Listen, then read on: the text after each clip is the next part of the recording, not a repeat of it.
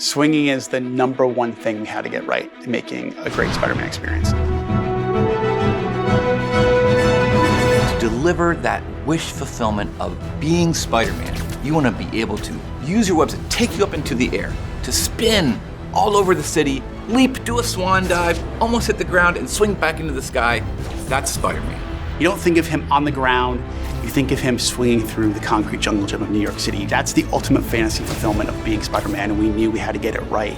So when it came to swinging, we knew we had to be physics-based, right? The lines attached to the buildings, and then we start with a pendulum motion from there. We never really wanted you to feel like anything really got in your way. It was all about building a sense of flow, fluidity, momentum. You know, if you slam into a building, you shouldn't just face plant, you should just start running right up it. And then when you get up to it, you should just be able to catapult over it.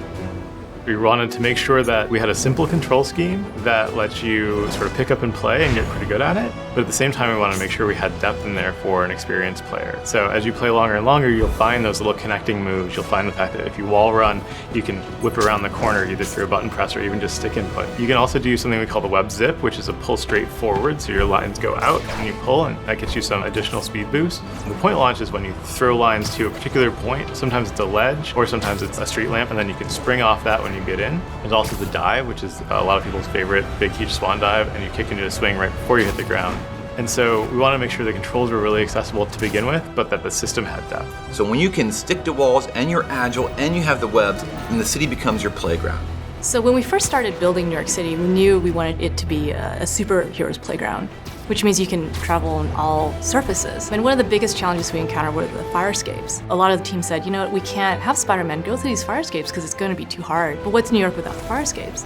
So now, if you guys encounter a fire escape, you'll see that you can actually web tunnel through and between fire escapes, which is super cool. We bent over backwards to make sure that the player would have an unimpeded experience when they're traversing New York City.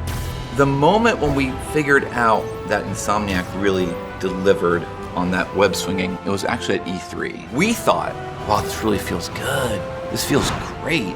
It's fun. It's almost therapeutic to just go and swing through the city and explore the city. But it wasn't until the players got their hands on it and we heard the reactions and we talked to them. And that's when we said, we did it. Today's station.